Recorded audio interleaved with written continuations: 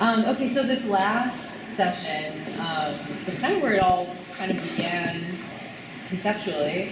Actually, Anne Lauterbach was the inspiration for this one, and she couldn't come. She was coming all the way from New York. I don't know if anyone's ever read her poetry, but a really long time ago, she wrote this amazing piece about failure and had to define experiment. And she actually had one of my favorite parts about it is the idea that failure is the actual like cornerstone of experimentation, and that experimentation cannot happen without failure, and that there are not only failure, but failures that can be recycled.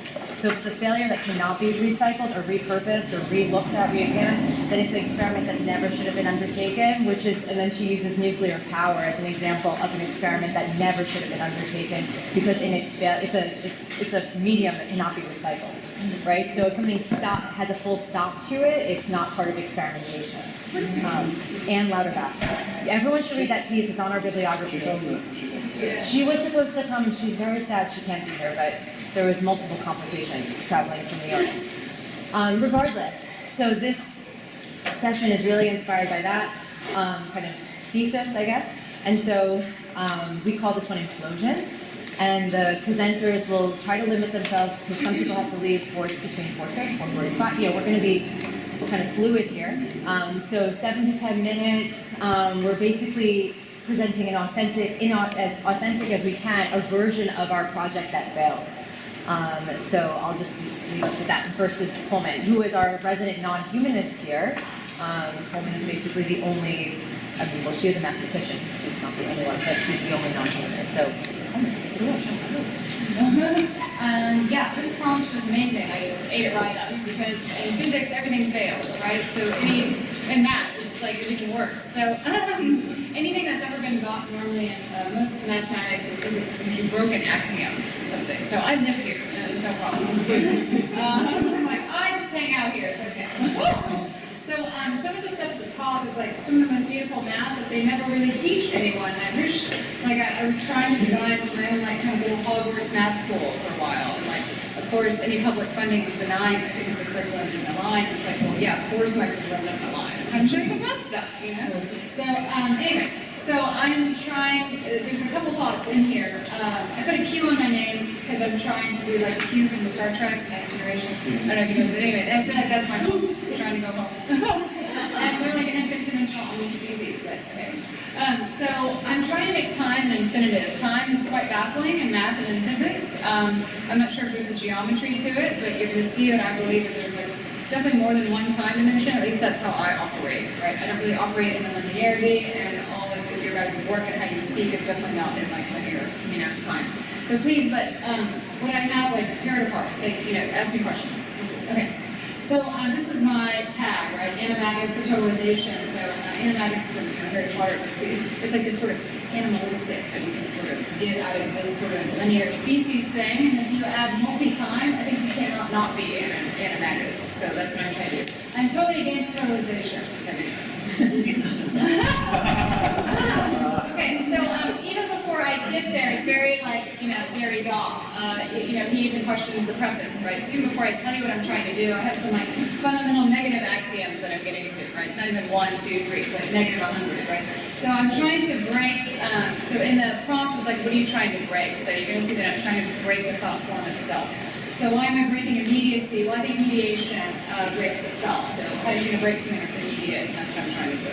So, but it's always funny, I've always wondered what it actually meant to remember, It's like, oh, I just remember, like, thank you. And you're like, sit close to it. Like,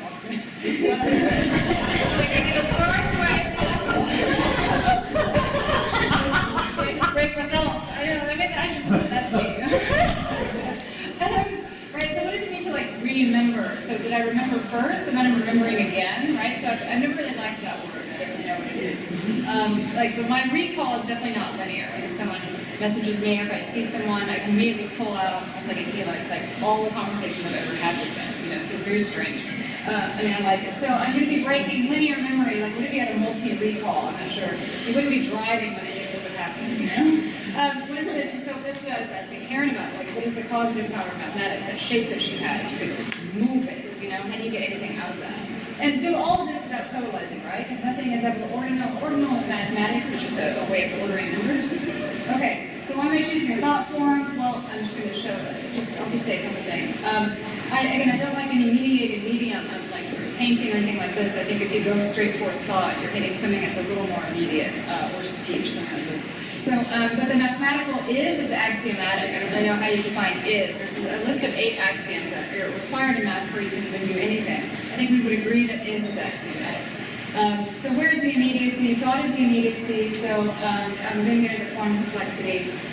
You heard Karen bring up the uncertainty principles and things like this. So in the prompt it also says, you quote Michel Serres, right? You say, what part of the thought is parasitic, what part is the host? So I haven't even gotten there yet. I think all of thought is parasitic at some point, right? So how do you know? Like, I'm interested in this post-synaptic pre-recognition state. I never thought that truth was like, I'm wearing a sweater. I don't think that's thought. I don't think thought is like, I'm wearing a blue sweater. I think thought lives in somewhere like that's greater than a rhythm. I like all this sound.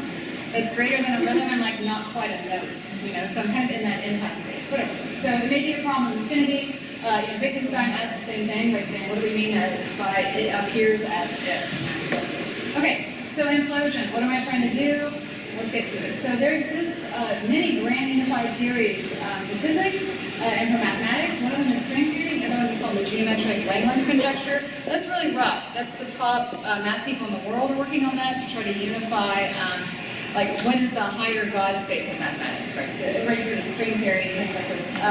So my question is, can you find a grand unified theory for like, for thought and for language itself, right? So I'm trying to work at if you can merge the Lie algebras and continental thought. So if you can get Deleuze, Foucault, all those guys, and merge that together with mathematics, right? So could it be possible in the higher dimensional version of Wittgenstein?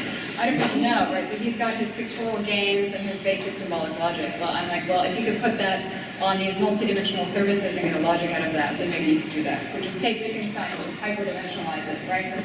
So we're using these words like Higgsing, and it just means if you have a singularity or a point in a graph, you can like open it up but not make it so problematic. Turn this into affinities, you can open those up. Great. So you need to replace propositional logic. You're going to have this species that's capable of like multi-time thinking. So great, so there's some geometric tools, and just like Deleuze always talks about, so you're going to have this new rhizomatic race of advanced humans that are going to have to come in to be able to think like this, right? If you're going to have 2 time dimensions going on in your head.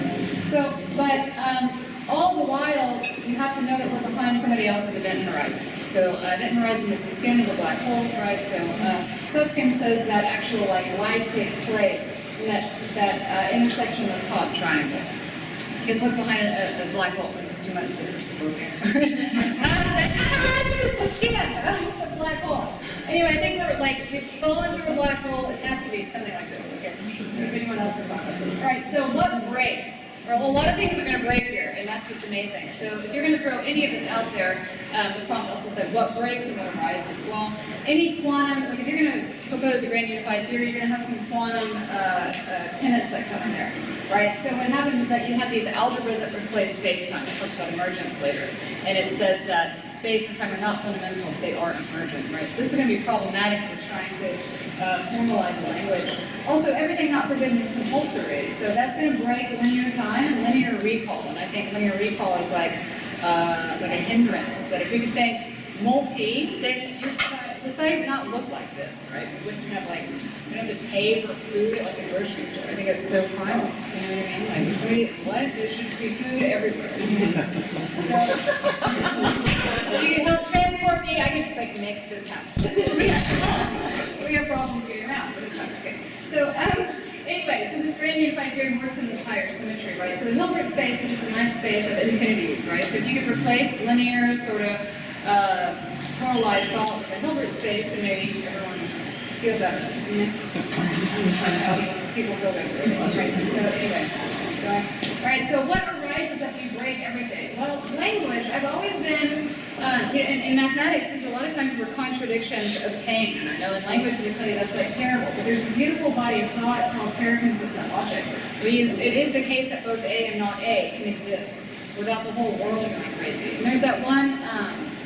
The one logic that says if you have both A and not A, then you can get whatever blow up at the end that you want. And they say like infinity obtains. I don't think there's a problem with that, right? So you're going to break a lot of general relativity with this. So in philosophy, right, Gödel has, or Gödel, I don't know how to really say this, I said it wrong. So Gödel's incompleteness theorem, right? So if you can read that with some sort of quantum theory, so the incompleteness theorem says that no system is complete by itself. You always need some kind of outside law. So if you can read all this without ambient space, what else breaks? Time. I don't think time is continuous. I think it's like discrete, and that's pretty wild. So time is actually just a bunch of lattice points. Then what happens in between time, like T1 and T2? And so that sort of gap is kind of profound. Anyway, that's yeah. So, please laugh, it's funny, yes? Okay, good. Anyway, so it's like just not really continuous, you know? I'm baffled every time I wake up and I'm like, wow, I'm still like I'm not a lobster or something, you know?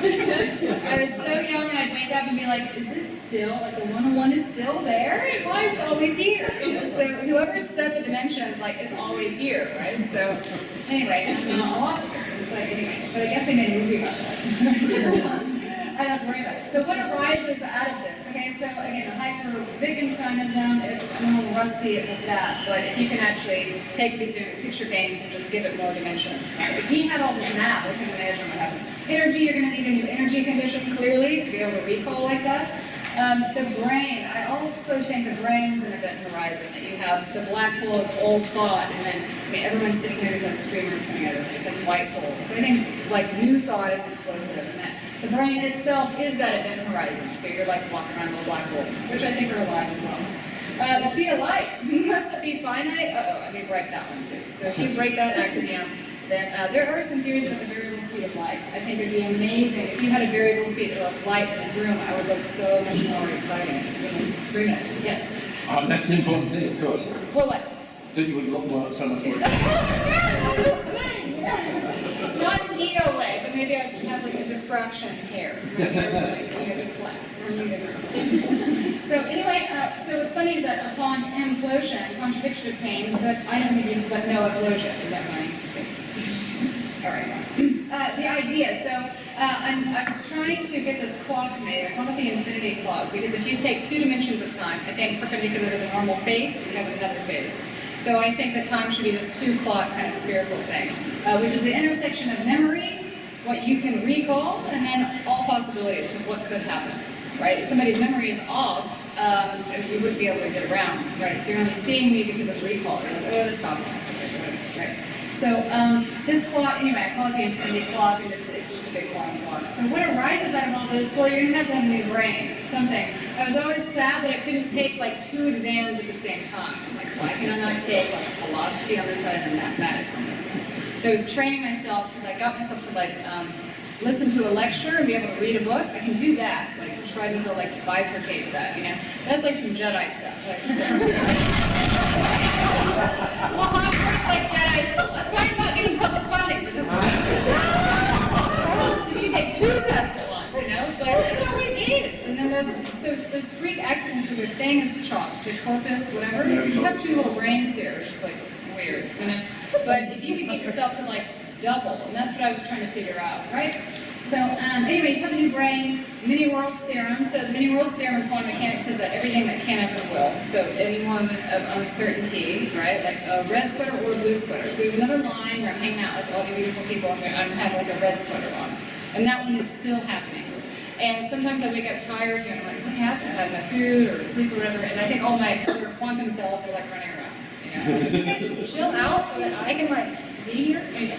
So, but why can't consciousness do that? So that's you know, that's my problem. That I'm here with you, but why can I all not like? I mean, of course I can put my mind in, you know, the jungle and be like, oh, I'm in the jungle, it's exciting.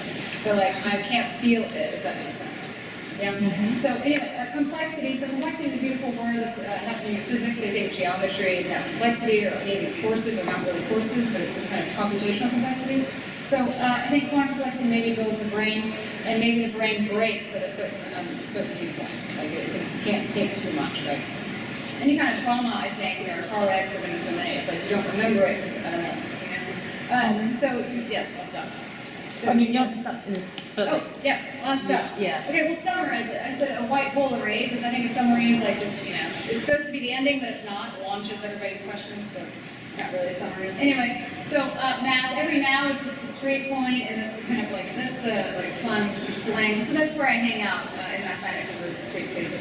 What is the measure of thought? Like, there's this beautiful thing called the p-adic measure, and it's so interesting. That's the distance between 3 and 2, which we all would think was 1, right? That's actually bigger than the distance between 28,814 and 2.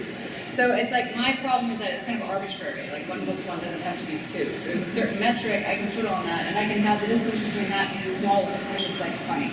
Anyway, so all of physics and math works by floating the paradigm, and then, so if you want to choose a geometry, so in string theory, there's like, they have this little compactified space where all the dimensions hang out, and I would love to figure out what that is for like language. You know, what is this little compactified space where everybody hangs out? So again, try to do all this without totalizing, that's the hard part, you know, and keep it open, and then I thought it was like, my friend saw this and she said I should add poof, because it's like I'm a little wizard that just came out.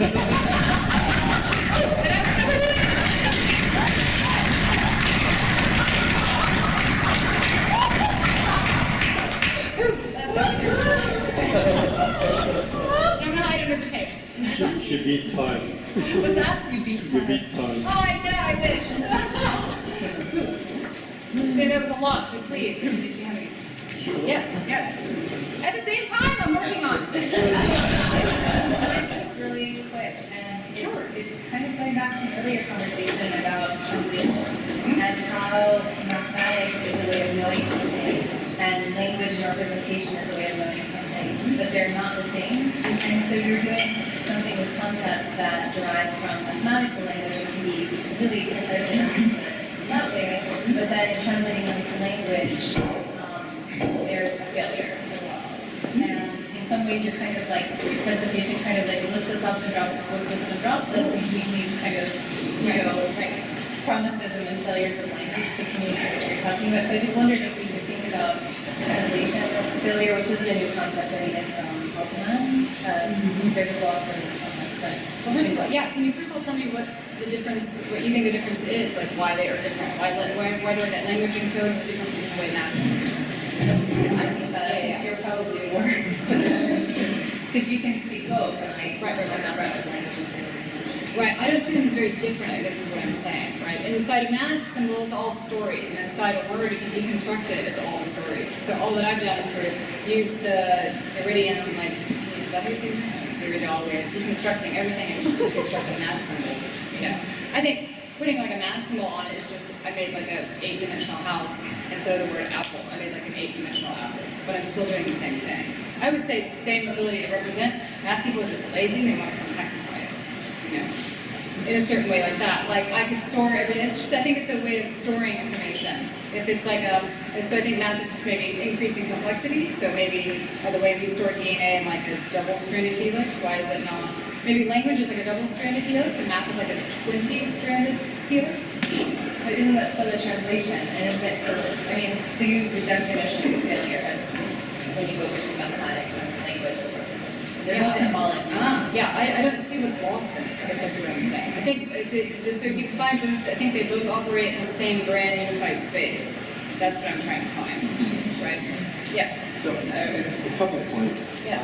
I thank you for your flurry of thoughts. Yeah, a couple points, so where to start? One, Karen has done this work on the ontology of the quantum eraser experiment. So thinking about the residue of what is left behind in these quantum time entanglements of particle-electron past-presentness that is kind of a version of what you're describing that might be interesting to look at. Nice. And similarly, this question of like the felt sense of that, I think is a super, super interesting question. Because isn't this part of the, maybe part of a Western cultural human dilemma that we are so saturated in a particular infrastructure, cultural and physical, a particular time continuum, that it becomes so difficult to feel time otherwise that we can't even point to the examples to do so. And in this way, I think that this question of translation that you're raising becomes really crucial, because I admire analytic philosophy for being able to provide an empirical framework for these things. And yet, it's precisely because continental philosophy points to this fact that there is this sort of ontological inseparability between things that makes every particular translation a unique manifestation of a thing. Thus, it couldn't possibly be the same. So anytime we're moving between, and this way, and I'm kind of against this idea of mediation, because whenever we speak to mediation, we're ignoring the fact that the point of reference has changed too. So we're not mediating a previous experience to reconcile something else, but rather producing a new experience to experience something through. And so I don't see how math and language could ever be the same because of the need for the ethics that are present in the minuscule representation of each thing that the language gets applied to as a part of the infrastructure that shapes our ability to understand something. A couple people in this room have heard me use this example before, and I've had specific conversations with Karen about this, so I'll use the example again. In Oakland, there is a place called Oakland Floats, and it is a space for sensory deprivation. You sit in the dark in water. The point is to try to remove all sensory feelings. So you're kind of just like left in this space. And it is for me the closest thing I've ever come to losing a sense of my thoughts in the body. It's a pretty psychedelic way, but also brings to the fore this sense that what I understand as the boundary of my body is not just, it's partially material, it's partially shaped in relationship to the things that I am actually experiencing. And so I can't differentiate my conception of time from the terms that I'm present with. And so where does the specificity matters is my point, I suppose. And the moment we start to translate the experience, we're pointing to something that is a material representation, but to build a grand theory there, I mean, the apparatus, the objects of observation, the agencies of observation, these are all unique points to observe something from, and the observation is always specific to those things. So, yeah, that's a lot of just thoughts in response Sure, to what you're saying. yeah. So I'm not claiming that they are the same, but so you say you put yourself in the sensory deprivation tank and you lose, right? You lose because you only have one notion of time and your memory is being messed with, right? I So wouldn't say this losing. Right. That's part of it. I say that it's just different. right. So but you solve that one. So in order to be able to understand your identified theory, the subject, the agency itself, would have to become multi instead of this localized thing, right? So I just think it's because you are at like, I mean, define I, right? That's That's what I would- or multi. Or right. singular. Right. Let's see. We make it worse, yes. So that's okay. So if you the senses, right? The senses are just an effect of the gravitational constant here. Why do you have 6 senses here? Probably because of your dimensionality, right? If you were a 4D being, how many senses would you have? But you would need them. That's why I said loss is an interesting term, because I don't think a 4D being would experience loss. If they have access to time like a 101, they don't lose things, right? So what I'm questioning is the dimensionality of it. If the dimensionality makes the agency, change the dimensionality, you have a new agency, right? So I think we are saying the same thing. I agree with you that it is specific and localized in this realm. The minute you go quantum with it and go hyperbolic thought, the boundary is run, you know. It's already happening, right? I mean, it's not as though in thinking the thought, it makes it so. Presumably, it is an activity that is part of matter's ongoing differentiation of the world prior to us being a part of that. And thinking the thought, what makes it so? It doesn't make it so. Like, we don't need to think the thought. We don't need to think the quantum thought for quantum activity to be occurring. Oh, but the Copenhagenist would like disagree. I think it would occur if you weren't observing it, right? Who's the observer is the question at stake, I think. Right. It could be. It doesn't have to be a who. It could be like a Geiger counter. Yeah, or another organism. Right. You may go on forever. Speaking of time, it doesn't exist.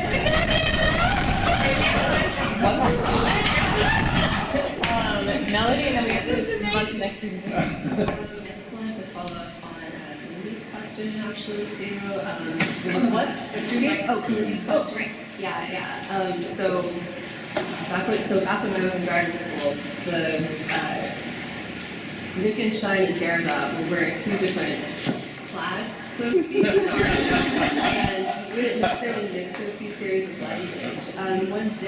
And so one being like, if you think of language as a system versus language as something a little bit messier. So what I wanted to ask you about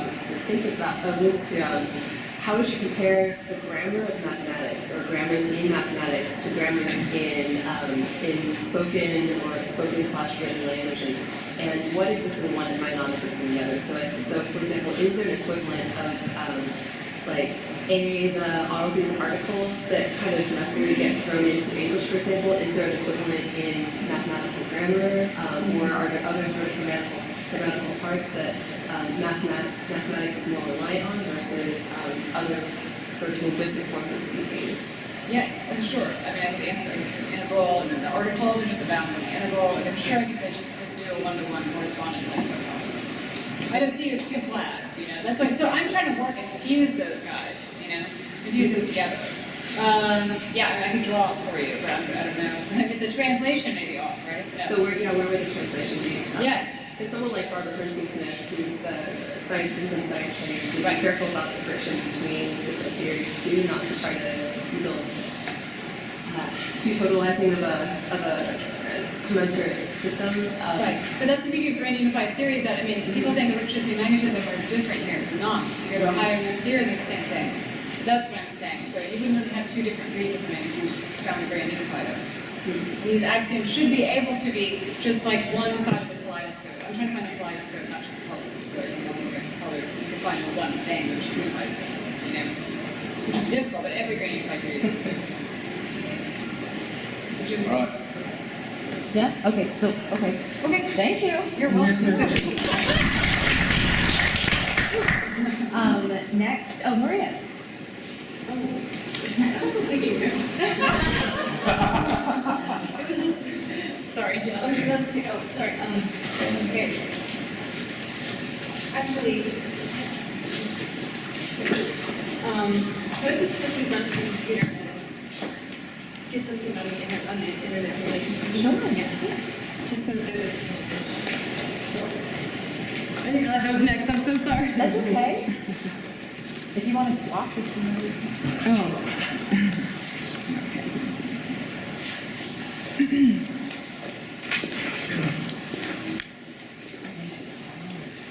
Oh, it is really slow.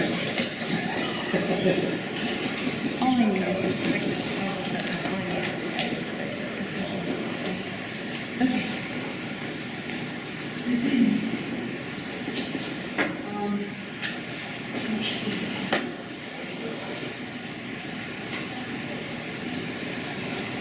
Well, that's a ridiculously tough act to follow.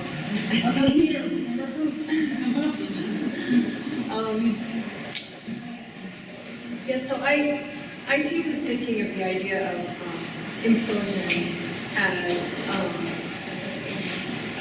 as failure, but also as a kind of presentation method and thought method. And so I actually organized my presentation a little bit around that. And so I began by saying, I'm going to open it by saying that I've been extremely unwell over the last few days, which I know some of you know I had to leave for dinner early last night. And then I thought, like, I need to mention that at the beginning and what happens when you frame your presentation as one that emerged from being unwell, and then how will it be received when I say that, So what is the difference between opening with that and then how I'm perceived and then how I'm able to present in general? And is it its own kind of call to an implosion of a presentation? I'm not sure. And so I'm saying perhaps this is an attempt to perform implosion, which is so appealing to me right now. And I sometimes think, I appreciate how you said you're right at home, you hang out in implosion. I'm beginning to think that that's where I hang out too, and it was always there. Okay, so sitting with implosion in my homework and looking through the prompts, I became derailed, slightly or completely, and followed what interested me most, which was the notion of the parasite, or the practice of parasitism And so that's kind of just where I went. And I agree that I love the idea that all knowledge is parasitic. So we'll just go with that. So I want to center the parasite in relation to what failed in my own projects, but also what it means to research or participate in academic spaces such as these, and how this presentation itself might be parasitic. So I asked, like, where am I parasitic when I attempt to pass off as a host in work or life? I answer all the time. At times the question might be everywhere, every hour. So, you know, within whom am I living? And is that form of life practice one that must be tamed or altered depending on the context? And what it would mean to understand, what would it mean to understand parasitism as a form of experimentation itself? And I was interested in the different, when Professor Goldberg laid out the different understandings of experimentation that we should be considering. I was interested in experimentation, the third, as, you know, without expectation or with no end, and putting the resources to another use or to a queer use. To quote Sarah Ochwich, she spoke at Berkeley recently, it was fabulous. To be open to the possibility of the impossible. So that play with time that you were kind of discussing, I really appreciated that Karen was discussing as well. So before I turn to my work, I wanted to think quickly. The parasite feeds off the host, relying on that other's body to survive. And then I'm going to quote Wikipedia, which is a total failure in the presentation. The entomologist E.O. Wilson has characterized parasites as predators that eat prey in units of less than one. Parasites often reduce the host's fitness, well-being, and overall power. So then I was thinking, what parasite lives in me now, so that I'm so unwell in preparing this presentation. And then some parasites, in some cases, they may not be able to exist without their host, a hostile, destructive form of dependency that depletes that on which it lives, eventually destroying them both. And are there other, and a question I have that I want to raise to the group are there other relations between these organisms that I'm missing that would be productive to consider in relation to my work, but also in our collaborations? What would it mean to examine parasitic functions in terms of what they produce or the destructions that they make possible? And this brings me to the question I brought to my own work, and I'm bringing to it now. So I tried to think of some general examples. I was thinking of parasitical power in relation to academic publishing. So one thought I thought was that, you know, how new media circulate citations and excerpts with increasing abundance, pulling from their sources and without permission, how blogs and other informal sites and public sites suck the power from these rigid gatekeeping publishing companies and then rendering those companies or men sometimes obsolete. So to, like, maybe that could be understood as a form of parasitism. Another might be the effects of privatization on universities, and I was thinking the way the university, I went to the Humanists at Work workshop yesterday, and one of the things that we had a long discussion, of course, about what it means to get a PhD today and how, you know, the private industries are now kind of actually the ones employing most PhDs, and that they leave and how interesting that is. And so I thought, you know, what is that relation then to the fact that universities are training PhDs and then they're hemorrhaging PhDs to these private workforces. And then because of the failed funding. So, you know, is that another relation of parasitism that might be interesting? So, okay, quickly, moving to my own work. I picked two chapters of my dissertation that, one which was by far the worst that I wanted to consider in this, but also with the idea of the parasite. And then one that I loved, one that I thought was the best, and that's this up here, but also all the ways that it utterly, abysmally failed as well. And that one comes to the questions that were raised about fabric I want to get to. So, okay, the first, let's see, the chapter that I'm ashamed to admit that I wrote is one where I use narrative analysis to look at combat narratives. So I'll just read here. So in this way, how can my question I asked about the work is how can narrative analysis itself, an active form of a parasitic power grab, which is what I could consider my work did even for its failure. Analysis, rash or rigorous, sloppy, might become the parasite to work that circulates for, you know, imperial and nefarious ends. So in this dissertation chapter, I read combat narratives from the recent wars in Iraq and Afghanistan. So briefly, I examined the ways these narratives from Iraq and Afghanistan frame a white U.S. Marshal subject as both invulnerable and vulnerable over and against the vulnerable, all of the tropes, the dangerous, deviant, infantile Iraqi and Afghani man, primarily. So I was looking at how those narratives came out, and I was trying to think about the power that was circulating and also why they were solicited. The majority of the text that I analyzed came from Operation Homecoming, which was the 2004 Veterans Writing Program that was a collaboration, actually, to speak of collaboration, between the National Endowment for the Arts and the Department of Defense. And so I was looking at the power at work in that solicitation. And I tried to deploy heavily critical race theory and like narratives theories. And then I think failed, I'll just say. But in the chapter, I looked, it was like the final and most hastily crafted, but I wanted to think about what that work was doing in terms of those narratives themselves. And so I also thought actually about methodology. So one question that came up was actually the methodology of narrative analysis. And I wonder, since I come from two interdisciplinary departments, I come from ethnic studies and critical theory, neither of which are literary theory. And disciplinary boundaries are still so rigid within academia. Again, why I'm just floored over what we're trying to do with all these different disciplines that are starkly different. I was wondering, what do we say about methodology, like literary analysis when it comes from these programs? Can there be moments when it can't be effectively understood either by the students or the teachers cannot effectively produce it? And in those moments, in that failure, does it actually become this kind of beautiful new opening for how to understand, how to produce knowledge around narrative thinking, which is what I was thinking about Operation Homecoming. I also thought about how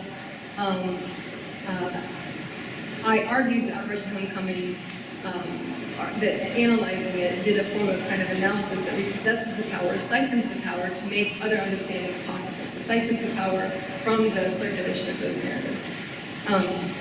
Okay, and then I'm running out of time. So I wanted to talk a little bit about the Third World Liberation Front as well, which is another part of my work, and I was thinking about how TWLF, after the strike, so after the shutdown of the university, then the Third World Liberation Front, then entered the university through ethnic studies, so through my precise department, and through the Center for Race and Gender, where I work now, and that relationship is its own parasitic relationship, and that as the TWLF continues to be strengthened, like it's kind of strengthening and scrapping activist group that continues to this day in various iterations, it feeds off of the university's depletion, even as it uses its resources, and that's this project. And right now we're commemorating it at Berkeley. And so the question of the archive and what it means to even produce the archive with that kind of project as the founding of this community has become really interesting to me. So again, I was trying to think about that in terms of parasite. Okay, I'm going to jump to combat paper. So this is the chapter I love, but still I'm trying to understand one part of it that I would love help with, and this is the part that failed. Quickly, I wrote about this art collective, and actually they work here in Southern Exposure, and they tear uniform fabric to create paper. So the whole project is to dismantle uniforms and then create paper. And so I talked about that as a collective and a group. But what became interesting to me was there was a destructive process that I thought was critical, but I didn't know what to do with the scraps of paper. So often there isn't paper that's created, the uniforms are destroyed and then piled into scraps on the floor. So what do we do with these destruction scraps of the material manifestation of a kind of failed project or failed rebirth? So it's not just creation and destruction, but a kind of failure or scrap or tossed aside and abandoned. And perhaps there's a parasite or vampire here in the art practice itself, that the scraps or works of art are possible, but not its aims, and perhaps neither are its aims, either the material mass or the finished product. The scraps can then be used to make art, or they can be dismantled into scraps. And the parasitic function of destruction itself, that instead empowers the ephemeral and more permanent art communities that are built around this practice, which is what I was most interested in. And so the idea of the blood in the uniforms I wrote about in the dissertation, like what that means in terms of those traumas that are then destroyed, but what do you do with the left material and the idea of the violence that goes into making the uniforms themselves really worn. So these are questions I have. Returning the fabric to pieces, I would just love to hear what people think.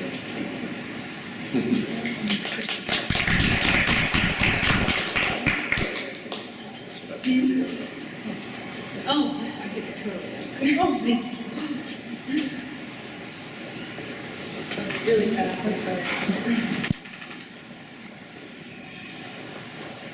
Can I just ask what the failure was in this, the combat paper? I mean, where did the failure lie? The failure was in my analysis. So what exactly, what do you think constitutes a failure?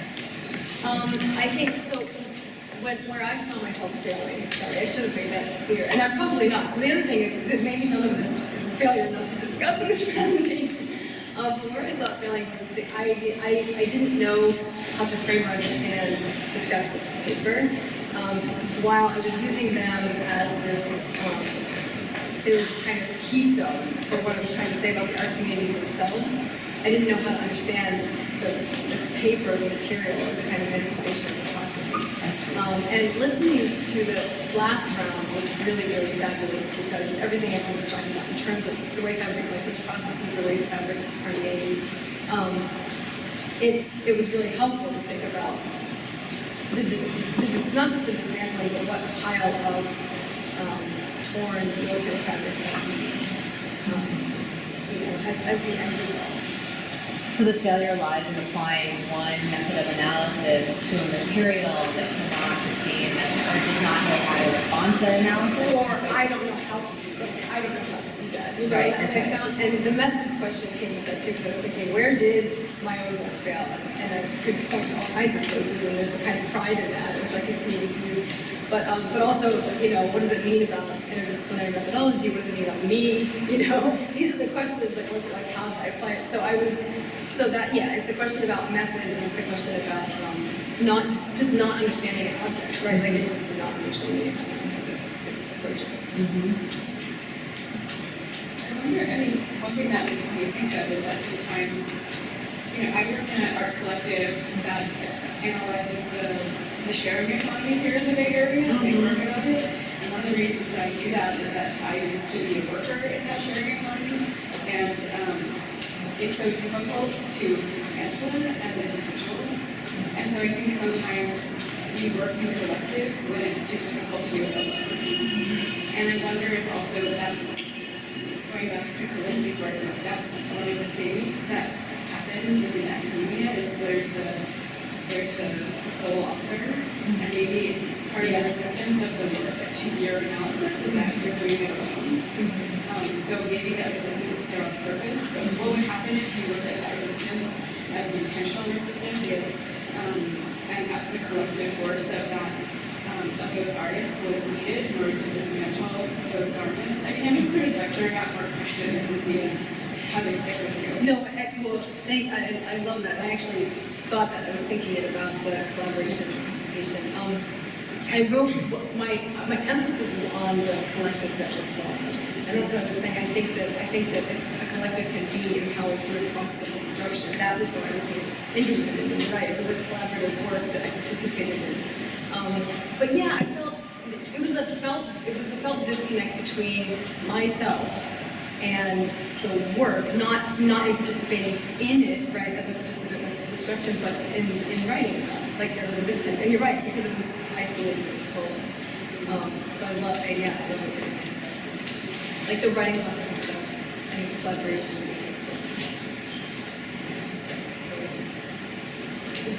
I was just wondering if you could talk a bit about where the paper traveled afterwards, like who used it, where did they send it, was it used in other display forms, was it made into postcards that got sent, which has a sort of long tradition with military forms of writing, and so maybe a bit about that. And also it strikes me that this is a really, fascinating example of indexicality, where why the paper is so special is because of its origin, its history, right? Even though it's still dismantled. Yeah. And it was reminding me of one of Vargas' work. She's at UCSD in a project called Distilling the Sky, where she's taking, trying to distill pollution into a kind of ink that then artists could write. So there's this sort of tension here between like the ink, making ink and making paper. Yes. And I wonder about the making of the paper. Yeah. Well, and we talked about screen printing earlier too, and like how screen printing, is already putting an imprint on the paper and then putting it to another, which happens all the time with this project. Which to me is then putting it into use again, and letting that paper and those pieces travel. And well, in terms of the scraps, which is what I'm asking about now. Honestly, I don't. I mean, I've seen them just tossed, like they're kind of thrown away, and so then it's given this kind of afterlife that is unknown, Were they the pieces that had stitching on them? Like, is that what made them difficult to repurpose? No, it's just there was an abundance. You know what I mean? Like there's an abundance. So there's always a kind of abundance. Yeah. I mean, some of it might be that it's hard to repurpose it, but often it was just there was so much to dismantle that the process was about destroying, and it wasn't about. It wasn't actually about recreating the paper and recirculating it all the time. Yeah. So it was. Yeah, I don't know what happened afterwards. Thank you.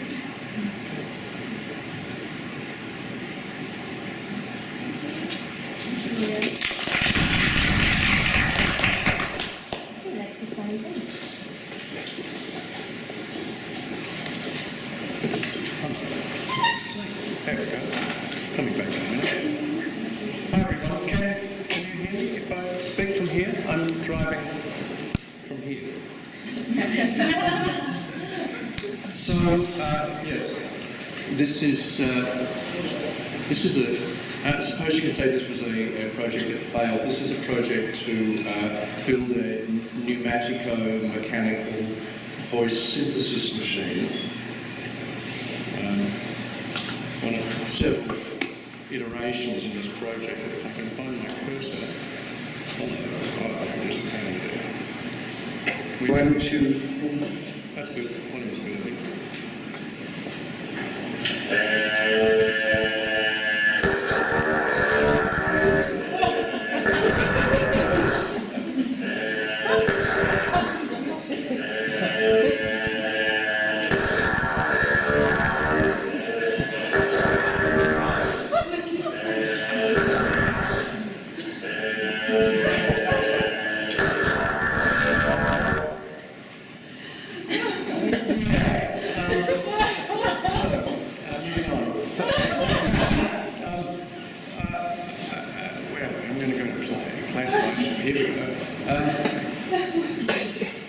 So that project was part of a project called Faini, which I worked on for several years, which didn't exactly fail, but hesitated. I want to ask this question: what does it mean to fail? According to whose criteria? Tom Zedison famously said, "I haven't failed. I've found 10,000 ways that don't work." And I think it's really important for us to remember, particularly in our culture of non-failing in the educational system, that really failing is how we learn, and we don't let ourselves or our students fail nearly enough. And I think probably everything that I've learned through trying to do something that turned out to be ridiculous and learning from it and doing it again and again, like Thomas Edison. So in a sense, I've never failed. Good way. I've inhabited this wildly interdisciplinary space for 30 years or so, and looking back, I see that everything I've done has been a mixing of disciplines and materials and historical periods in a big mix-up. And the criteria for why those particular things were chosen is entirely my own, and has almost always fallen outside of existing categories. So I never failed. One of the things, but I do want to say something serious about a word we haven't, I don't think, spoken enough about, or maybe that's just because we've done it before, the question of interdisciplinarity, which I misspelled there, sorry about that. I feel that one of the ways that interdisciplinarity is profoundly useful is to reveal axiomatic assumptions within disciplines which we're taught to ignore, or which the very education system obscures. And so interdisciplinarity brings a new set of criteria to examine some subject matter, for instance, or an area of concern, and can reveal gaps and darknesses. So my projects have often not registered as a success or a failure in any discipline because the goals I've identified have not figured within the rubric of those disciplines. It's just like outside of the boundary. Right? I'm not doing physics, and I'm not doing computer science, and I'm not doing art. So what the hell is it? Well, I don't know. If no one claims the territory, then I'm not sure what that means. So I've been coming in through the back door and falling through the cracks of disciplinary structures for all of my career. And yet when I say things like that, often in these kind of audiences, they say, oh, that's what artists are supposed to do. Which, I'm really tired of art. I've kind of had it with art. It's a ghetto, and I'm done with it. So I'm not even claiming the identity of artist anymore. That's funny, don't it? That's it. I constantly experiment and design. That's what I do. I explore new materials, I build tools, I design procedures, I build machines, I make stuff. I grapple with materiality, I get bruises and I bleed. Steel blades and carbide abrasives and concrete are very unforgiving. But I want to say, particularly in this kind of environment, which is very dedicated to modalities of symbolic representation, as other people have said today, embodiment matters. And developing sensory motor skills is a kind of learning that the Academy continues to stubbornly reject, ignore, ridicule. And we see that in the class structures of employment within our universities, right? The physics professors are up on the top floor and the machinists are in the basement, and guess who gets paid more? Yeah? But who makes the experiments possible? Who's the guy who built the sophisticated machinery to make the tokamak work, or whatever the hell it was, right? There's absolutely nothing unintellectual about getting your hands dirty. I wrote this book, which is kind of about this stuff. It's about my, kind of ongoing consideration of this kind of conflict between the regimes of the abstract and symbolic and the regimes of the performative and embodied. So that just came out a few months ago. And you just saw one of the pieces that I built in this project called Fatus, which was, as I say, a project to build mechanico-pneumatic voice synthesis machines. There was, through the 17th and 18th centuries,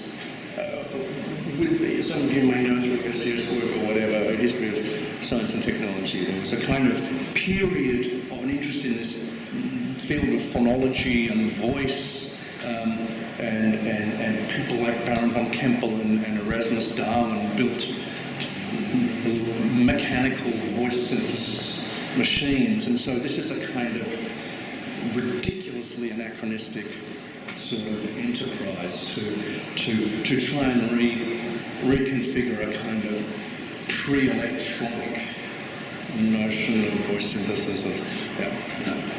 This is another one of the works in that series, which remains unfinished. Right now, I'm building a boat. That's hilarious. On campus, I'm building a 30-foot experimental sailboat based on Micronesian voyaging canoe designs. And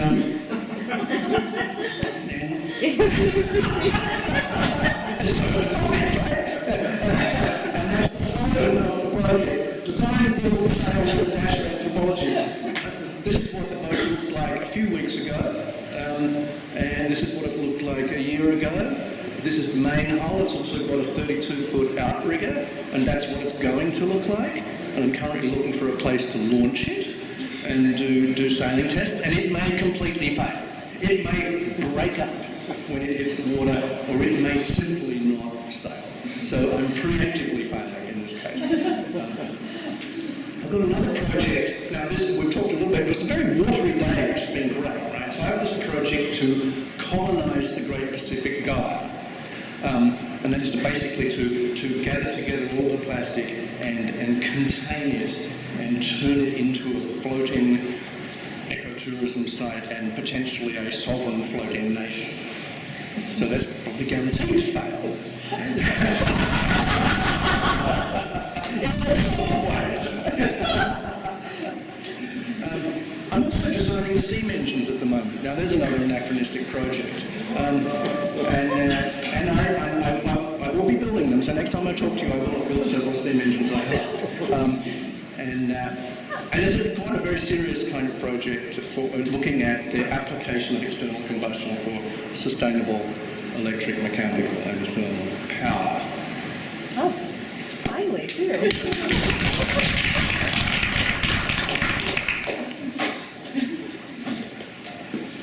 Yes? I just want to say I'm so inspired. And I was also thinking it's interesting to think between the three of us because it was like one who never fails, one who always fails, and one who never fails. And I feel like we're all saying the same thing. We all want to build boats. Yeah, come and help me build my boat. I'll totally help. Absolutely. Yeah. I just so appreciate hearing your talk. Thank you. You were talking about academia in terms of its teaching environment, where I don't know if you said more and more. In my mind, it's like more and more we're trying to create an environment where failure doesn't happen all that much in a classroom setting, where students are leaving feeling like they feel good about what they have. Giving them a success experience. Exactly, giving them the success. Yes. So I appreciate hearing your thoughts on this in terms of how failure actually can teach us a great amount more. I would be interested in hearing your thoughts about so that if we were to give a proposition in the class and then everything failed, how do you propose to help students think about that? Well, there's not, there's not a right answer anyway, so you can't get the right answer, so you can't fail.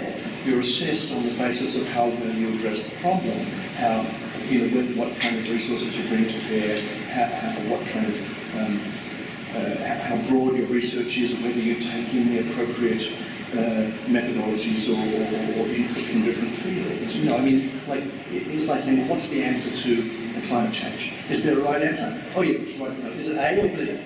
Clearly not.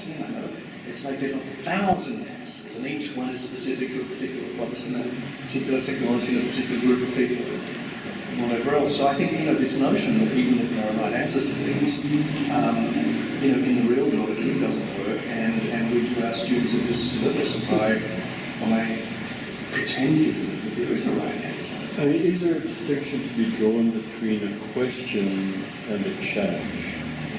A question requires an answer which you might not be able to get, or it trumps the undertaking which could use an answer to it.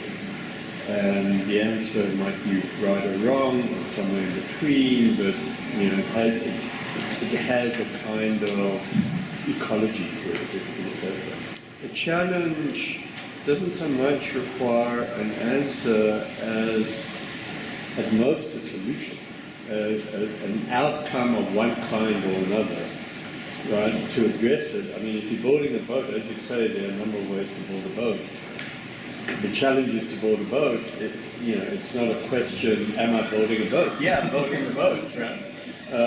But the boat building itself is a response to a set of challenges. Between which there are a number of responses you could make. a decision point to go And I one way or hope another. in just showing those very quick projects, but the motivation for each one is this weird syncretic kind of, catalytic feeling of, oh, it's got a bit of history, and I want to work with that material, and this is an important, environmental or political project, and somehow it's those heterogeneous and incompatible criteria which amount to my making a choice. I'm going to do this one. Right? But I do want to say also something about challenge. One of the terms that gets used in educational philosophy and pedagogy is this notion of problem solving. And it's utterly cognitivist, computationalist, reductive in its derivation. Right? And the thing is that it assumes that the problem has already been framed. And assume then who did that? Oh, the author of the textbook did that. That's the problem. Solve this problem. But what happens when you're in the world and you've got to decide what the problem is, or even if it is a problem? That's what we don't tell students how to do. Right? And every time we tell them there's a right answer to a problem and they have to solve the problem, and if they solve the problem, then they're exercising their intellect in the way that we're going to reward them for. They're just doing the last 20% of the project. The requirement is the machinist, right, over the theoretical person, right? Right, I think. But the question is so you say you never failed, right? But say you're making the tokamak. And you mess up just a little bit, yeah? And then your whole body is just kaput. So would you still, if you only had your head left, would you still not know, because I agree, math people can fail too, we mess something up, it's like a guilt, it's like existential failure, but we still have the body intact, right? But the soul is, shredded. If you only had your head and one arm left, you'd still be I have not failed, right? So the question is that a threshold of, you pointing it? Yes. Well, that wouldn't be part of the project. Because I agree. Was that? One could. I'm just saying we made the tokamak and it, ate half of you. Because of an experimental error, you still don't That would be pretty disappointing, but it would make you establish that, that's what tokamaks do in certain circumstances. Still not failure, still learning, right? Everyone else is watching. You're by yourself, it's just sad. Because it's not you. That's awesome. Elisa, did you have a comment? Yeah, so I'm going to play it back into the conversation about disciplinarity. And, it's really interesting. I haven't seen you present your work in a long time. And I have, I think, a pretty full span of experience with seeing you present since you were at Mellon. And also, I'm in the unique position of, in the past 5 years, teaching in computing and the arts major. And you're one of the few people who has a very deep history in doing hardware. At UCSD we have a lot of software studies, less around hardware, and Brett Stahlbaum has a particular take on that. It's really different from yours. But your current work, I'm sorry this is kind of circuitous, but I think you'll keep going. We also have a new spec design major, and going to your major as well. It really taps into software studies. You talk to certain, Gabi and I are teaching this, and we're go out and, unmake something, and then make something, and 7 out of 10 people at the table want to do it, a design digitally. And we're trying to push them off the screen. So your boat is very exciting to me. Your embrace of a media archaeology philosophy, and looking back, your whole career has really been this kind of taking from different historical periods without an affinity to the 19th century machine. I'm wondering, where you stand as a kind of meta historian of the field of practice that you help to create, which is this kind of artistic practice. Oh, what a great question. Well, obviously that's an incredibly long conversation.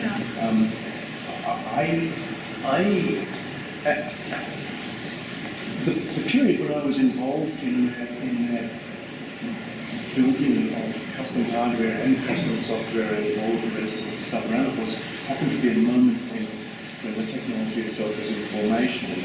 and it was very raw and very old. And we're talking about the early 90s in the arts world, for those who are not familiar with that history. This is pre-internet. Some people had, text-based email. Systems were very primitive, and when artists like myself approached that technology, the development of the technology and the development of the aesthetic project were in tandem. David Rugby, Raphael Lozano, Emma Perry Hogan, and myself, other people like that. That was really the quality of that work in that period. And it gave an openness because what a lot of us were doing were, first of all, conceiving the technology I want to make a project that does this. What kind of technology needs to be brought together and to achieve this goal? And as the technology increasingly became commercialized and modified and increasingly sophisticated, it became less and less possible to do that because it was so chopped up. And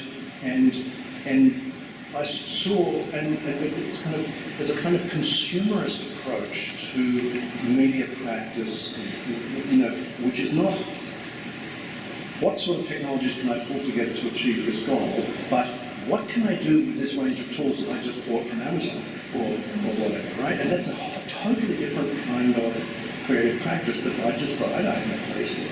So at that point, I sort of gravitated towards the microcontroller, mechatronic realm, which at that point still was somewhat open. But even now, I look at the catalogs from SparkFun and these tiny little so-called maker components have entire machine vision systems on a chip and crazy stuff that's the result of hundreds of PhD hours of research. And they're cheap? But also, they're very cheap and they come together. I'll give you an example. I they're also predetermined. Absolutely, they completely constrain the range of options. Some bunch of designers will argue, have said, people want to do this. I'm going to design the thing that does this, but not that, because that's what's going to sell 100,000. Right? So already the set of goals that are already commodified and in the culture and the experimentation, in that kind of open space goes away. And it's happening even with the kind of maker culture things now. And that's one reason why I don't see the disconnect between both projects, because I'm attracted to it because it's an open design space. It's not constrained by Western naval. I mean, the amazing thing about this culture, and I can chew your ears for a long time about this, this is an absolutely consistent, highly sophisticated technological system developed by people in the Pacific for thousands of years. They colonized and explored a third of the planet. But it's incommensurable with Western naval architecture. So I don't have to use the software tools. I can't. They're not even applicable. So it's a kind of open realm where it's you're relying on kind of sort of design aesthetic goals and best guesses and experience and it's a very open space of choosing my materials and putting things together in new ways. I do also want to say something quickly about, because we were talking about the sort of closing down of these educational processes. In building the boat, I work with quite a lot of engineering students, electrical engineers and mechanical engineers mostly. And I took time over this earlier. I'm astonished at how inept they are when confronted with real-world problems. And the problem is that the students, mechanical engineers, civil engineers, right, essentially do their entire education in software, right, which is kind of like the problem-solving thing. The thing is already constructed, and you go into something like SolidWorks or AutoCAD, and you get a perfect world. where planes are perfectly flat and perfectly thin and perfectly strong with no cracks in them, and they're at perfect right angles. And you could, and you know, these people, they put stuff together and they go, look what I made an engine. You know, it's like, oh, it's all, you know, but it's all given by the framework of the software. And then, you know, in that picture I showed you with the boat hole, I said to this guy's, okay, this is a bilaterally symmetrical thing with the 4 quadrants. How do we know it's symmetrical? And first they were completely dumbstruck. And then the brave ones ran off to their computers and now how can they do this? But how, that's not going to get it. I mean, I said, okay, piece of string, lead weight, bubble level, and possibly a square will do it. You know, the time-honoured simple tools of the mason, you know, which have been perfectly satisfactory for people just as smart as us to build freaking cathedrals. Right? Sorry, right. So sorry. I'm sorry, Melody. Do you mind sitting? Okay, Elias, you're next.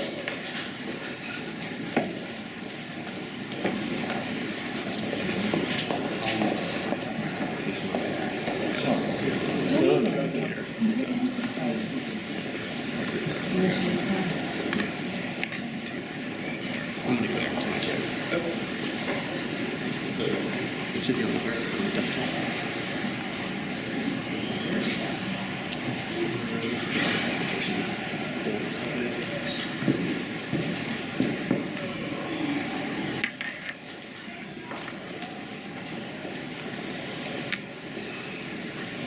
Where's the clicker? I have a clicker.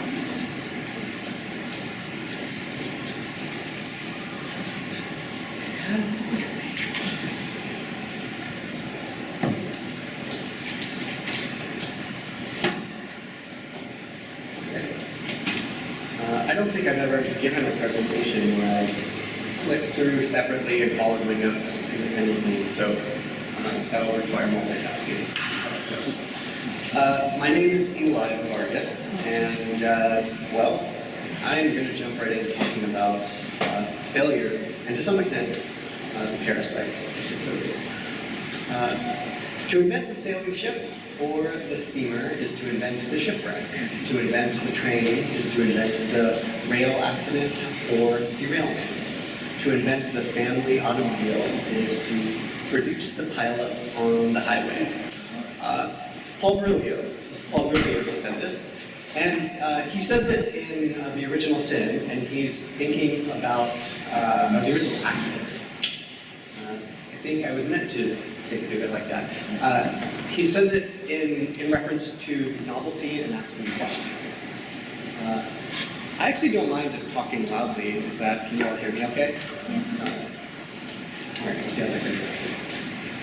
So yeah, he's asking this question about novelty. He says in the past that novelty merely required answering a problem, that finding a solution to a problem was a novel act, and that in today's times that is not enough. And one said novelty arrives in the questions that we ask. It's in the very framing of how we ask questions that novelty emerges. So in this regard, I'm going to talk about 2 projects, and I clearly have to do that kind of quickly, so it will be a ridiculous summary of both. One of them is what my PhD work and my current art practice really surrounds, which is refiguring the mythology of crude oil. And I will talk about that second, and first I'm going to talk about this project, Living Light Exchange. I'm going to talk about it and hand this book around, which is a publication that we've produced. I feel a certain responsibility to talk about this project because I believe it's the reason why who's the co-founder of this project along with me, were invited to the Techno-Humanities. So, interestingly, this is sort of a presentation of what, let's just get rid of this. Yeah, This is kind of a presentation of what a failed presentation of the light exchange. This is not how the light exchange should be discussed, because in actuality the project is a really vibrant space in which, not that this space isn't vibrant, but that my talk can't possibly express the vibrancy of the space that the light exchange is. So we gather once a month in different living rooms around the Bay Area to talk about art and technology. And together, Elia and I curate a group of artists who are going to talk about the urgent material of their work. What are they thinking about in the moment? How does meeting in a living room shape the dynamics of how coordination might happen? How does talking about art in a informal context bring about particular change to what you might actually be able to work through in your work? And also, what does it mean to talk about digital space in a physical place as perhaps a subversion of that? So I'm also, so this is the schematic of one of the living rooms, Willie Alexander's living room in Berkeley after a light exchange.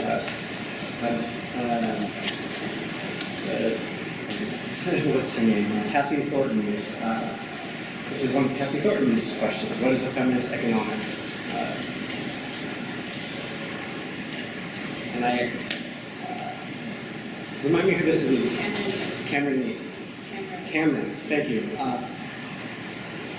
What will you leave behind? This is a website for the digital posterity of one's digital estate. I'm not really going to answer the questions of what these slides are, because I really want to get to a particular point. This is Abigail, what is her last name? This is at Berkeley Grove Archives, DeCosmic. How might piracy help maintain the contemporary media culture post-collapse? These are some of the questions that we take on. This is Pamela Z giving a presentation of her self-designed Max MSP opera triggered performance work.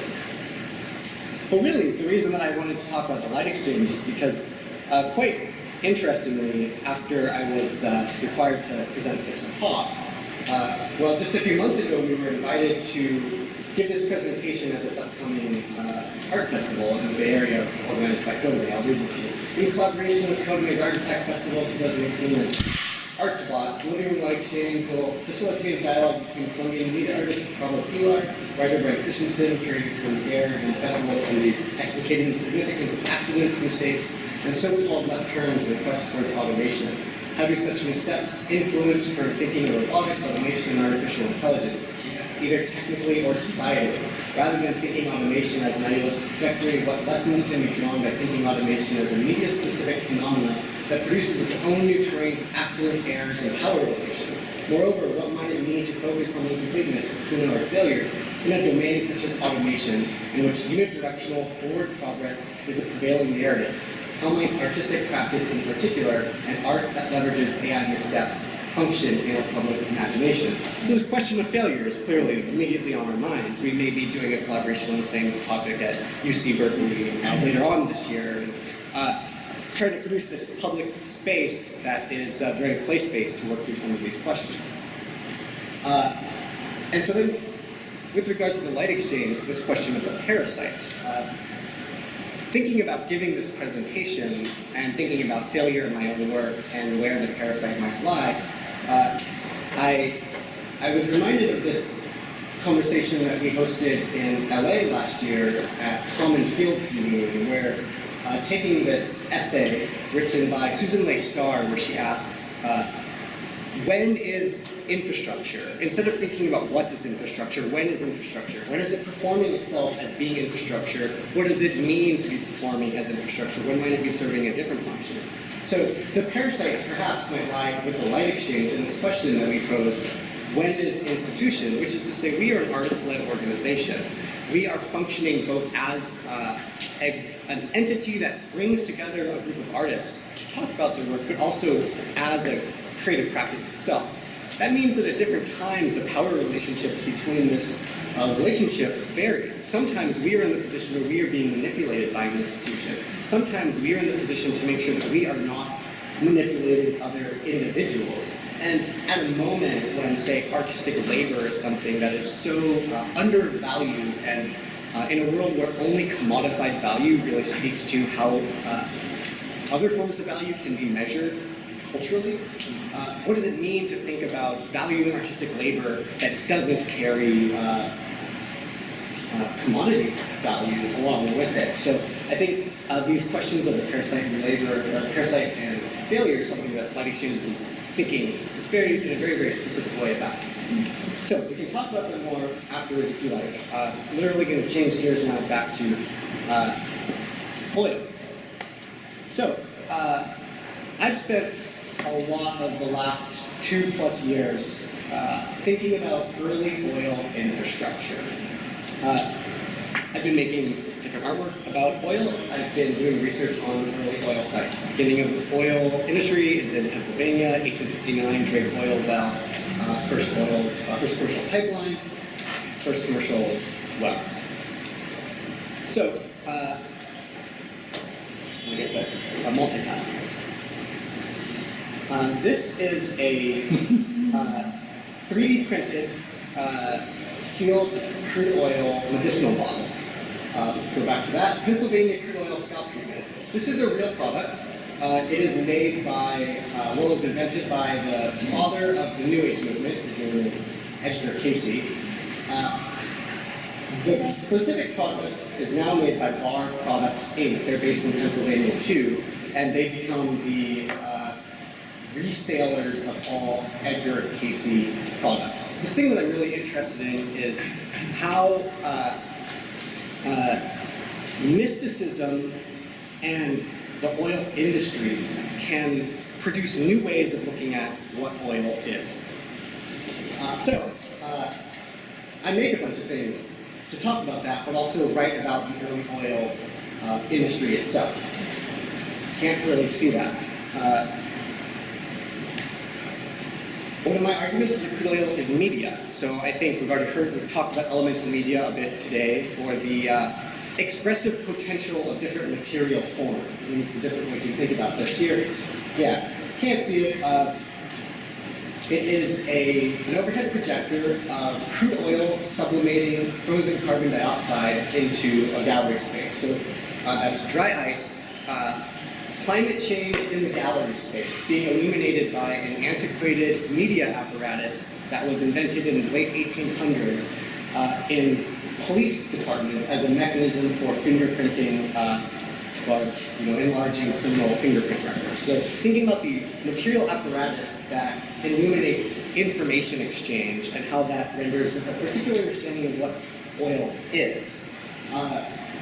Wave Farm Transmission Arts residency in upstate New York invited me to build a crude oil pipeline sound installation. So the name of this is Cloud Points, and it's working with this idea that paraffin waxy buildup cloud point is a way of measuring the flow in pipelines. So I have a hydrophone in this pit that I dug that's illuminating or amplifying an audio signal being sent to a radio station, then being sent to the pipeline where a transducer is on the pipeline, agitating the pipeline itself, with the idea that slowly this feedback would change the material state of the cloud point of the paraffin. To think through this idea that the materiality of oil actually contains in it this non-human stopgap, we might say, or self-sabotaging limit. Oil can flow in a certain way, but the very materiality disables it to flow under other conditions. So all this sort of human intervention has to be undertaken to manage that, negotiate that, and thinking through pipeline logics over the last 160 years, it was quite interesting how that ends up happening. This was a performance for 100 days, 100 days action, this curatorial project that happened in the Bay Area after Trump was elected. After 100 days, 3 days after the first 100 days, a performance was done, or some sort of art intervention happened at the site of the first Oakland crude oil production, which is in 1902, called Station B. I washed my hair, had my hair washed in that oil material. This is a performance blowing oil, can't really see it at CMU of all places. So let's see. I haven't been following my notes because, like I said, oh yes. So I will end. This is at Drake Oil Well, and in my hands are two dowsing rods. And this is a sort of video walk. It's a variation of a practice I've been doing for a really long time, where I take specific dreams under the same conditions and record videos. Here, I was lent by the archive their divining rods, and I'm allowing them to divine something for me. And what it is, I don't really know. They take me somewhere, and it's sort of practiced over and over again, and it continues to lead me to the same spot, but I have no idea what that spot is. And I think that this question of what the tools are to make meaning with something like oil is this particular question around failure that I'm really curious in. Both for myself, in terms of, with the breadth of something like oil, how to meaningfully articulate that it is something far more than what the contemporary imagining of oil is, where I failed in that project, but also collectively where a modern failure lies, to think about it in being something so much more than it is, and how that limits what actually happens. Thanks. Thank you.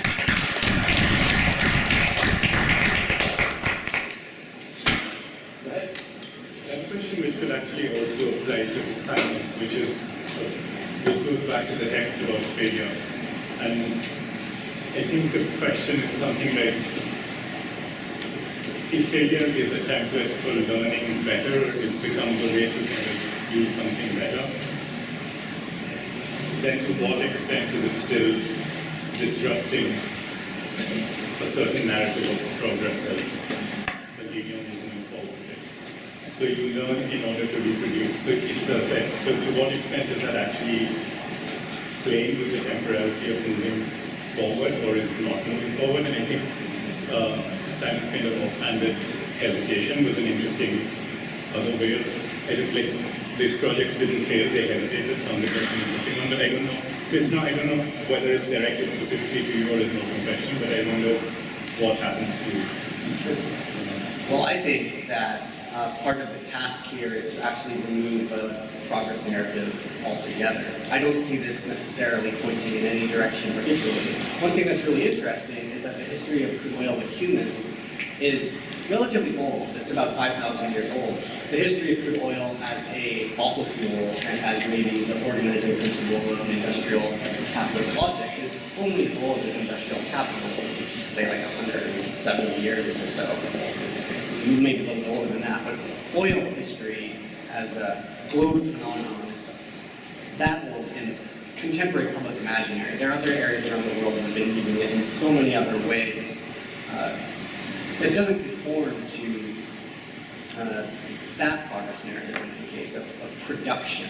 So I think the question of thinking oil differently implicates all these questions of how we understand nature, how we understand different sorts of binary thinking itself. But what about the question of thinking failure? So what is the purchase of failure in this?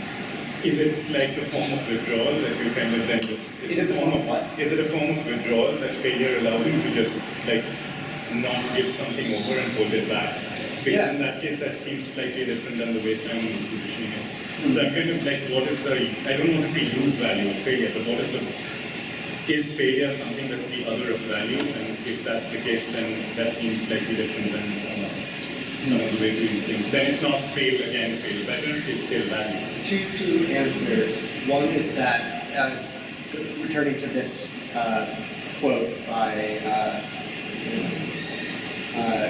Elia,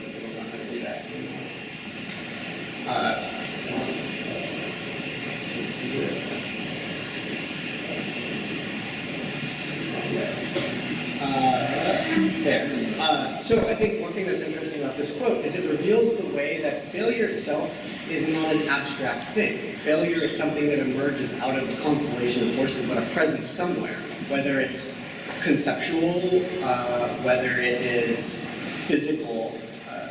It is things are in reaction to all things, right? We can't really draw boundaries between what is represented as good or bad. I mean, I'm not that invested in failure. That's the honest answer, right? I mean, this work isn't really about failure for me, but what I do think is interesting is that the history of pipeline infrastructure, for example, plays a really important role in shaping how communication infrastructure over the next 160 years comes into existence. And there's a certain path dependency that happens there. That's very material, that's very direct. It organizes how information can be expressed.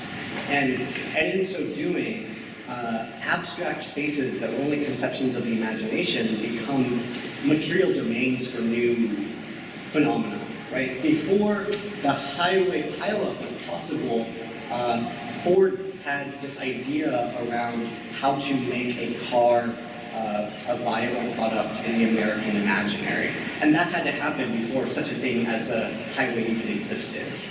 That's relevant to the present, right? Because thinking through software as a domain for ethical, political, practice-based domain is also a material space. It happens in timescales that are different than mechanical or analog timescales, but it is nonetheless real.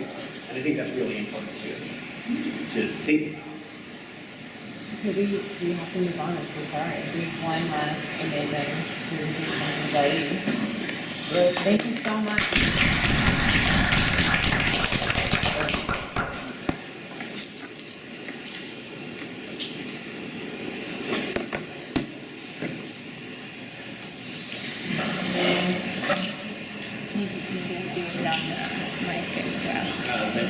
My phone was sitting on top of the wireless thing.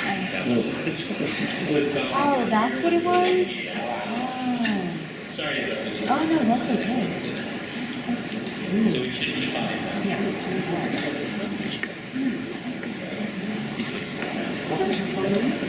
Sitting on top of the wireless receiver for the wireless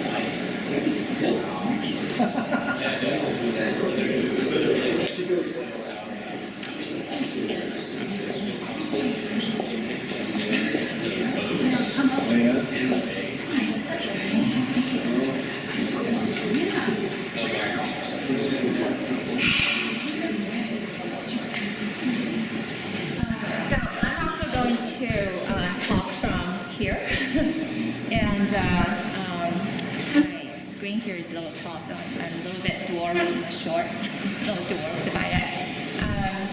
So I'm a studio-based artist.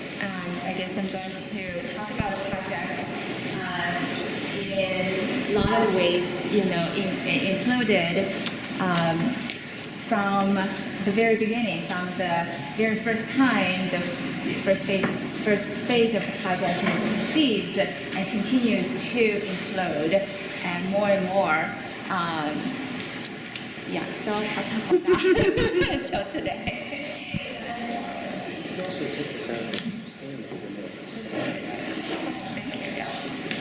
So here's one of this project that started out as a dinner table conversation, Christmas of 2015, where a group of data artists and myself sat around and wondered about what we might do with a whole bunch of Twitter archives that we've been scraping, and particularly pertaining to the 2016 presidential election. So beginning November 2015, I was the beginning of the data collection, and at about 10 gigabyte a day, we were collecting hashtags and keywords and user profiles and timestamps and Twitter contents and locations, etc. And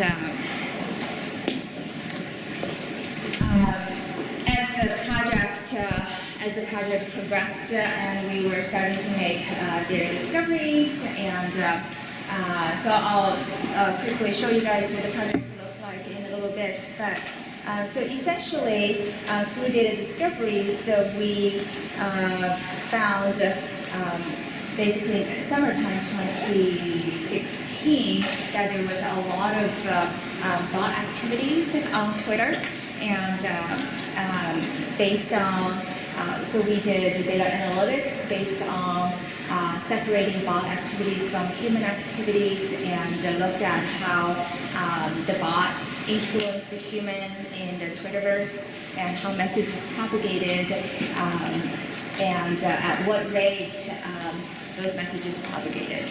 And based on that, I constructed large-scale installations to essentially then tell the story from February 2016 to November 8th, 2016 from a data perspective. And I'll just show you this is the install process. Actually, maybe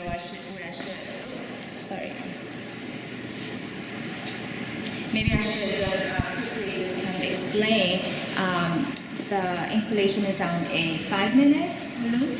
So starting out as a field of lights, sort of fading in and out, is metaphorically like a human breath, just calmly fading in and out, and then you'll see that IV bags with neon fluid dripping out of it at the rate of which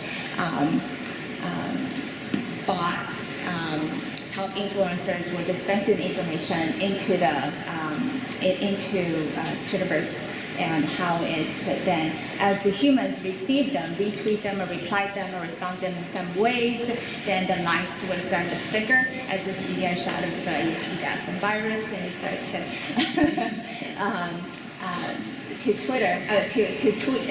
Twitch, and then over time, then as you receive more and more of those virus, and you start to infected, as we call it, be infected more and more, and you twitch more and more and more until the whole system starts to go into just a field of lights twitching and some clicking, and more neon green fluid dispensing from the IV bags until then the time goes into November 8th election date, and the whole installation goes into pitch blackness in the gallery space for about 30 seconds. So I'll just show you, see if it's.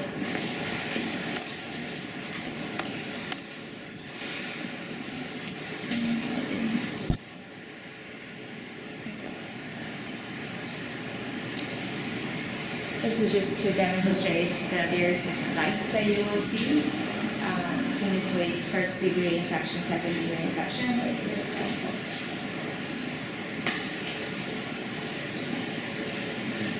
Did you just make it a 10? Sorry? Did you just make it a 10? Yeah. Wait. Yeah.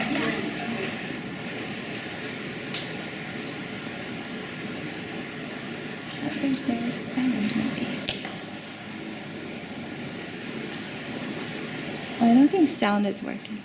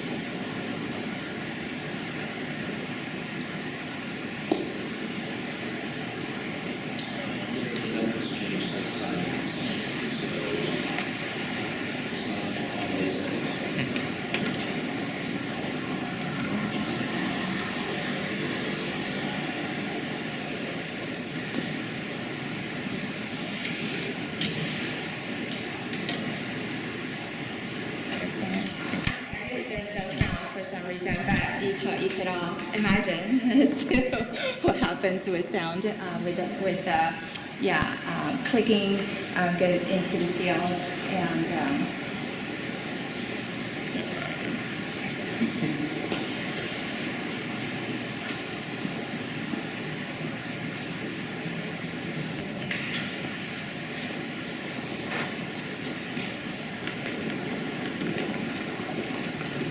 Oh, now it's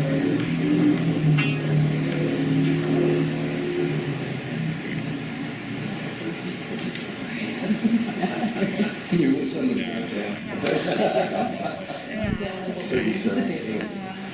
maybe if I well, I'm not sure, yeah. That's okay, you can just kind of imagine the sound, I guess. I guess what I'm trying to get at in terms of implosion is the fact that as soon as the package was conceived, we started to understand more and more about the influence of bot in the whole system, and then we started to hear more and more about this, of course, in the media.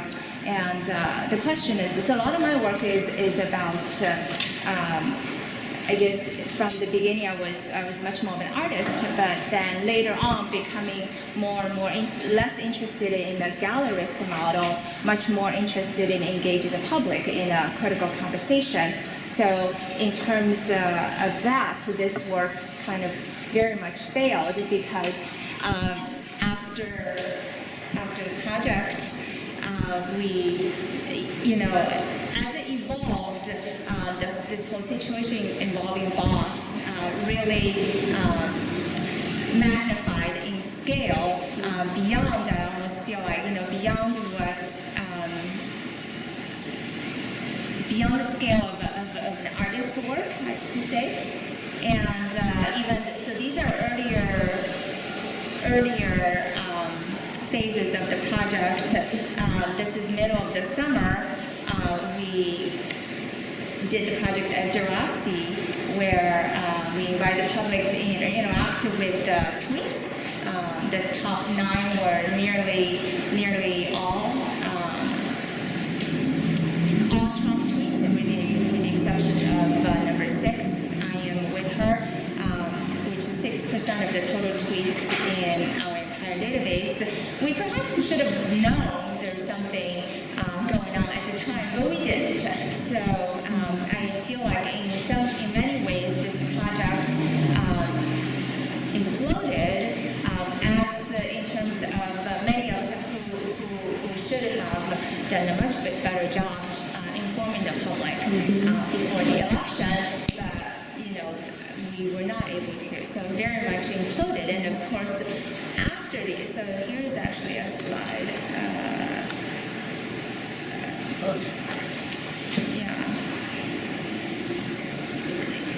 So this was November 7th, 2016, and in the evening of November 8th, this project ticked in the basement of the gallery at UC Davis.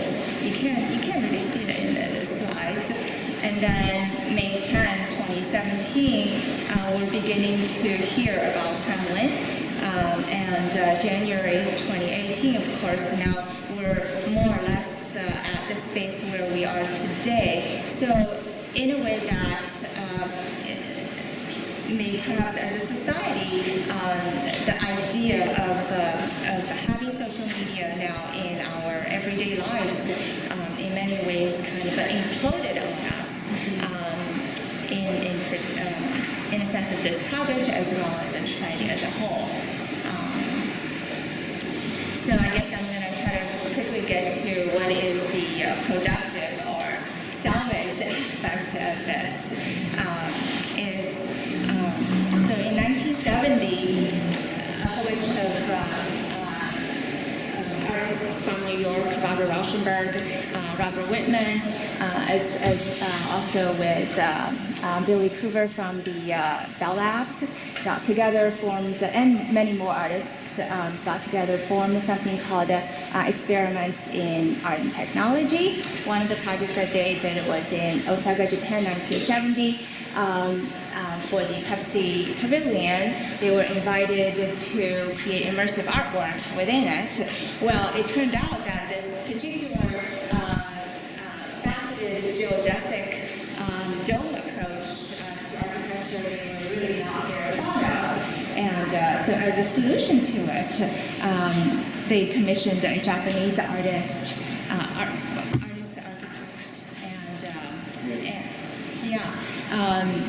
to create fog around the entire structure in ways to make it disappear.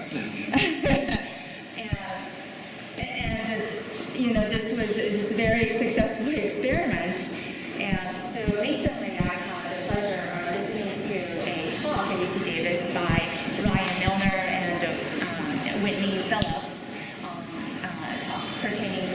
the vernacular vortex analyzing endless turn of Trump's Twitter orbit.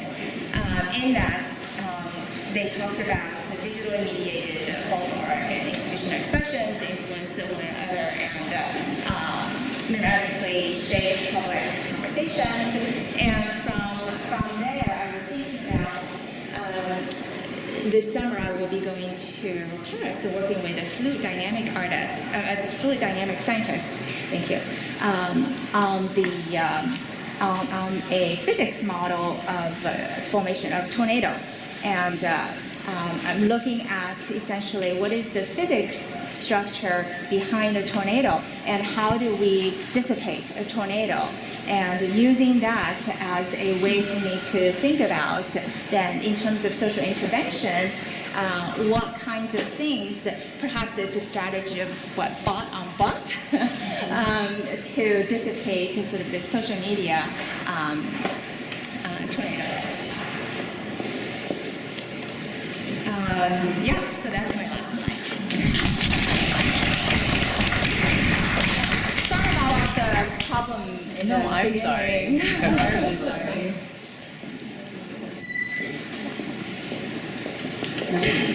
Sure. That's wonderful. I really like the sort of alien IV fluid as a way of keeping the Twitter feed as a slow drip rather than as like just something you sort of constantly consume. So it's all sort of language of consumption in social media. And I think it also works in the same lights we have too. So a Twitter glitch is a twitch, right? You kind of put them together.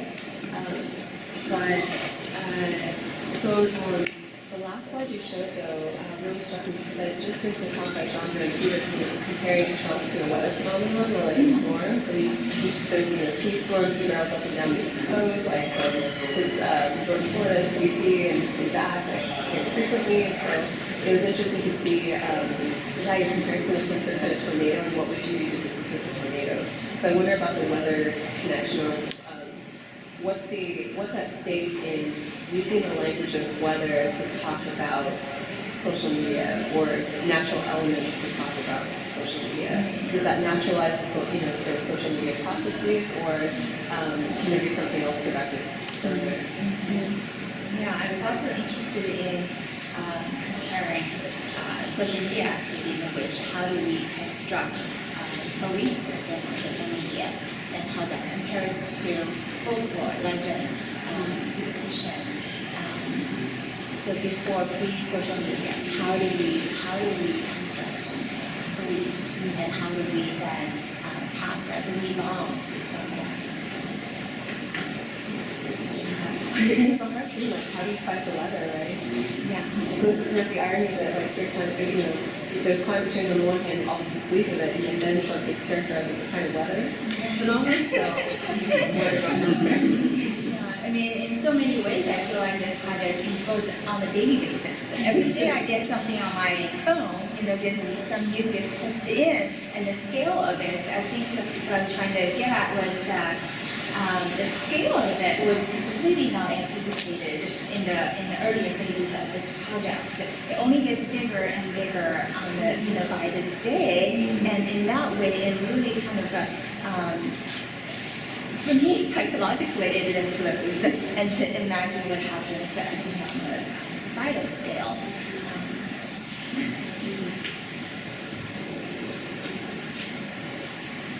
I'm really struck by the project that you described that you're moving toward with tornadoes, because the project in Kansas on wind energy. And so of course I'm trying to historicize the harnessing. And so I'm curious, the person who works on the physics of tornadoes, is this something that you're going to be kind of mining for uses towards social media, or will you also be considering actual kind of weather and weather prediction, organization of people, relationship to how weather? I guess at this point, and this is very much, that's where experimentation comes in. It's very early stage, exactly how things might work out. But essentially, what I'm interested in looking at would be sort of this looking at formation of tornadoes in terms of maybe particle interactions with one another and how these particle interactions can be perhaps looked at as nodes on social media in terms of data science or and what is the interaction between those nodes. And then what I'm really interested in would be how to dissipate. Yeah, you might want to think about net towers. You know, because those are the people who do that science. Trying to measure particle and trying to understand it in a way that accounts for the differences of different height, depth, that we probably go up. Yeah. I'm also really interested in this idea of fog as obstruction to vision that you ended with on your last slide, and how fog has this innocent feeling to it, like it was, it's a natural system versus like smoke as obstruction or smoke bombs that oftentimes have a similar style of obstruction in terms of a diffuse particle, but they're not innocent. And because I follow a lot of the conflict in Israel and Palestine, I just am thinking about how a lot of times that conflict manifests as one party burning tires to create smoke, and another party bringing in giant fans to blow the smoke so that visibility is restored. And so, like, there's this innocence and non-innocence and obstruction of vision with diffuse particles that tends to happen in warfare. So, yeah, that's one thing I'm thinking about as you bring up this vision for us. But I think the comparison between innocent fog or smoke, which has one substance, but innocent, and comparison Michel Serres,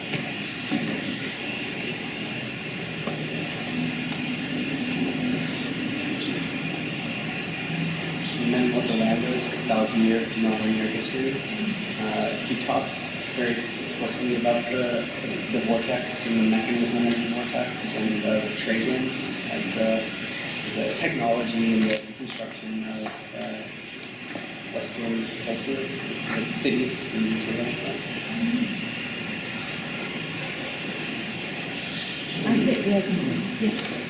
We're going to draw this to an end. Thank you. I mean, I always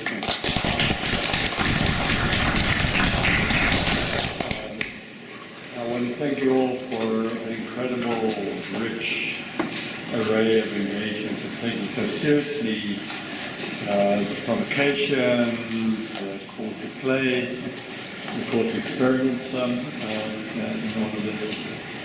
So looking forward, I think one of the things we'll do is we'll actually do an edit of the recordings. I mean, it's not just a blab, put it all out there, it's an actual provocation. So we're drawing stuff together. The staff haven't heard this, so they're going to think, what do you think? And then we'll circulate it first before, see what we get, and then circulate it among you all to make sure before going public. And then, we'll retreat into our own little decision place, right, and determine how to take this forward.